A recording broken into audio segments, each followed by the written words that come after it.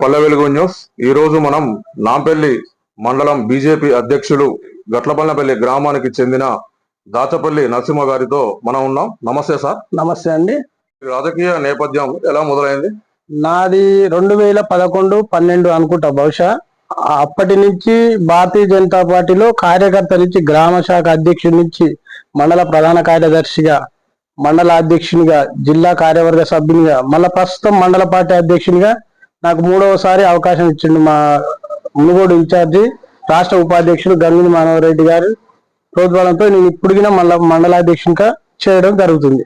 మీ కుటుంబంలో ఇంతకు ముందు ఎవరైనా రాజకీయాల్లో కొనసాగారా? మా కుటుంబం రాజకీయ నేపథ్యం ఏం లేదు. మాది వ్యవసాయ కుటుంబము. మేము కొద్దిగా వ్యాపారం చేసుకునే కుటుంబం నుంచి వచ్చిన వాళ్ళమే. నాది రాజకీయ నేపథ్యం.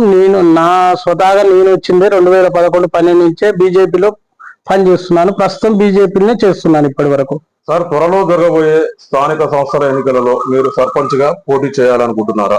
అది సంతోషం, మంచి మాట అడిగిరని. నాంపల్లి మండలంలో సర్పంచ్ గా సగం స్థానాల కంటే ఎక్కువ గెలుచుకునేందుకు ప్రయత్నం చేస్తున్నాం.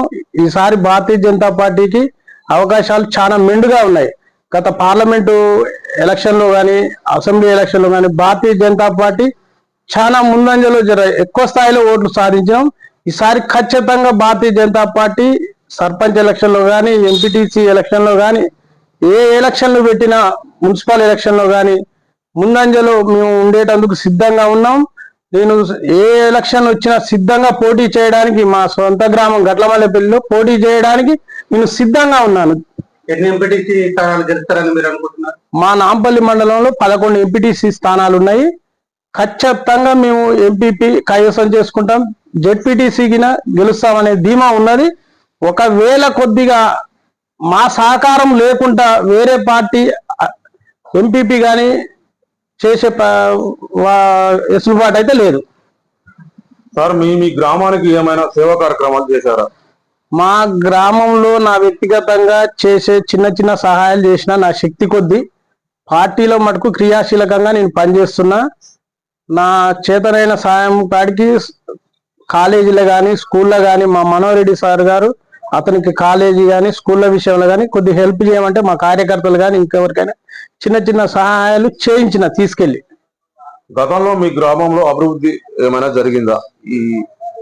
మా గ్రామంలో అభివృద్ధి అంటే, మేము భారతీయ జనతా పార్టీ అధికారంలో లేకున్నా కానీ కేంద్ర ప్రభుత్వం ఇప్పుడు నరేంద్ర మోడీ గారు కానీ, వాజ్పేయి గవర్నమెంట్ వచ్చిన కానీ ఇప్పుడు ప్రస్తుతం జరిగే పనులు కానీ, జరిగిన పనులు కానీ కేంద్ర ప్రభుత్వం భారతీయ జనతా పార్టీ గవర్నమెంట్ చేసే పథకాలే నడుస్తున్నాయి. కానీ రాష్ట్ర ప్రభుత్వాలు ఏమైనా ఆశ పెట్టి స్కీములు అవి ఇవి నడవకుండా చేస్తున్నాయి. అవి అంతేగాని మొత్తం నడిచేవి కేంద్ర ప్రభుత్వం భారతీయ జనతా పార్టీ స్కీములే నడుస్తున్నాయి. ఇప్పుడు మీ గ్రామంలో ఏమైనా సమస్యలు ఉన్నాయా సార్? ఎక్కడి సమస్యలు అక్కడనే ఉన్నాయి. చాలా సమస్యలు ఉన్నాయి. ఇప్పుడు గ్రామాలలో పూర్తిగా అనేవి లేవు. ఇప్పుడు పెన్షన్ కోసం ఎదురు చూసే వాళ్ళు ఉన్నారు, రేషన్ కార్డు కోసం ఎదురు చూసే వాళ్ళు, 10 సంవత్సరాల నుంచి ఇండ్ల కోసం ఎదురు చూసే వాళ్ళు ఉన్నారు. ఇప్పుడు ఆ ఇండ్లు అన్నారు, అది అధికార పార్టీ వాళ్ళకే అనుకూలంగా, వాళ్ళు ఎమ్మెల్యే చెప్పిన వాళ్ళకే ఆ ఇండ్లు ఇచ్చే ఉన్నది. మిషన్ భగీరథ నీళ్ళు అన్నారు, అవి ఏ ఇంటికి సరిపోవట్లేదు. ఆ వచ్చే నీళ్లు అవి ఎప్పుడు వస్తున్నాయో తెలుస్తలేవు. అవి పూర్తిగా అమలు అవుతున్నాయి అనేది తెలుస్తలేవు. సార్, మీరు మెయిన్ గా సర్పంచ్ గా గెలిస్తే మీ గ్రామానికి ఏం చేస్తారు? నేను సర్పంచ్ గా కానీ, ఎంపీటీసీ కానీ ఏది అవకాశం వచ్చినా గెలిస్తే నా ప్రయత్నంగా ప్రభుత్వాన్ని కొట్లాడి నా గ్రామానికి నేను కానీ, మండలానికి కానీ నిధులు తెచ్చేటందుకు చాలా ప్రయత్నం, ప్రభుత్వం మీద పోరాడైనా నా శక్తి కొద్ది వంచన లేకుండా పనిచేస్తాను. ఎవరి ద్వారా నిధులు తెద్దామంటున్నారు? మాకు పెద్దలు, మాకు ఇప్పుడు శాసనసభలో 8 మంది ఎమ్మెల్యేలు ఉన్నారు, ఎంపీలు ఉన్నారు, 2 కేంద్ర మంత్రులు ఉన్నారు. మేము ఏ విధంగానైనా వారి ద్వారా కానీ ప్రభుత్వం మీద ఒత్తిడి తెచ్చి మా శక్తి వంచన లేకుండా మా ప్రయత్నం చేసి మా పోరాటం మా ద్వారా మేము గ్రామాలకు కొద్దిగా నిధులు తీసుకొచ్చే ప్రయత్నం చేస్తాం. మండలంలో ఇంకేమైనా సమస్యలు మిగిలి ఉన్నాయి? సమస్యలు చాలా ఉన్నాయి మండలం వల్ల. ఇప్పుడు అన్ని విలేజ్ల సమస్యలు మండలం సమస్యలే. రోడ్ల పరిస్థితి చూస్తే ఘోరంగా ఉన్నది. వర్షం వస్తే ఎక్కడి గుంతలు అక్కడనే, రోడ్లు మొదలు పెట్టి సంవత్సరం అవుతుంది, రోడ్లు వేసే పరిస్థితి లేదు. ఎక్కడ కంకర అక్కడనే, ఎక్కడ మట్టి అక్కడనే. మరి ఆ కాంట్రాక్టర్లకు నిధులు ప్రభుత్వం దగ్గర ఉన్నాయా లేక ఇది ఏందా గేమా అనేది తెలియదు. ఎక్కడ వేసిన పని అక్కడనే ఉంది, ఎక్కడ వేసిన గొంగడి లెక్కనే ఉంది. అది ఇప్పుడు గ్రామాలలో గాని మండలాలలో గాని రాష్ట్రాలలో గాని ప్రతి పని నడిచేది కేంద్ర ప్రభుత్వ నిధులతోటే. ఇప్పుడు చెప్పదలుచుకుంటే చాలా ఉన్నాయి.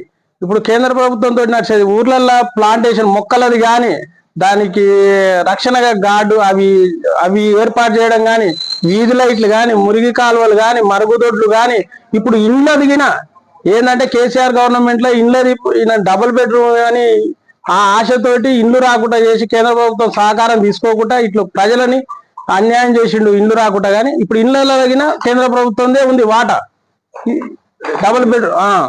ఇప్పుడు రేషన్ బియ్యం కానీ ఇప్పుడు ఈ 3 నెలల రేషన్ బియ్యం ప్రజలకు ఇబ్బంది అవుతుంది వర్షాకాలం అని కేంద్ర ప్రభుత్వం ఆలోచించి ప్రజలను ఇబ్బంది పెట్టొద్దు అనేది 3 నెలల బియ్యం కింద ఈ నెలలో జూన్ లో ఇచ్చే కార్యక్రమం చేపట్టింది కేంద్రం. ఇప్పుడు నక్కలబండి ప్రాజెక్ట్ గురించి మీ నాంపల్లి దగ్గర ప్రాజెక్ట్ అవుతుంది కదా, అది ఎంతవరకు అయింది?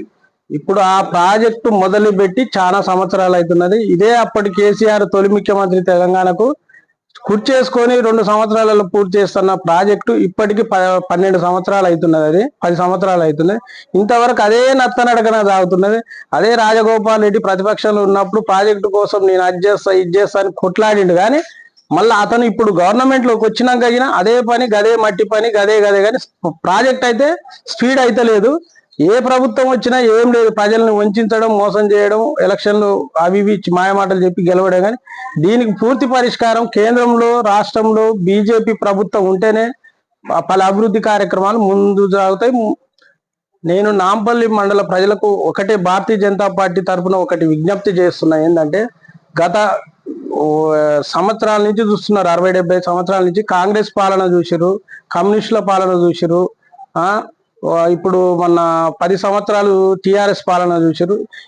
ఎవరికి చూసినా గంతే ఉన్నది. మనం నమ్ముతున్నాం, మోసపోతున్నాం. కానీ దయచేసి ఇప్పుడు నరేంద్ర మోడీ కేంద్ర ప్రభుత్వం పాలనలో రాష్ట్రాలు కానీ కేంద్రం కానీ చాలా అభివృద్ధి పల్లెల్లో ఇప్పుడు కేంద్ర ప్రభుత్వ పథకాలే నడుస్తున్నాయి, అవే నిధులు కేటాయిస్తుంది. కాబట్టి దయచేసి మనం ఆలోచించాలి. ఒక్కసారి బీజేపీ ప్రభుత్వానికి బీజేపీకి వాళ్ళకి స్థానిక సంస్థల్లో అవకాశం ఇస్తే కొట్లాడి మనం నిధులు తెచ్చుకునే అవకాశం ఉంటది. పోరాడి తెచ్చుకుంటాం, మనం పనులు మనం చేసుకుంటాం. దయచేసి నాంపల్లి ప్రజలు ఇదొకటి ఆలోచించవలసిందిగా కోరుచున్నాను.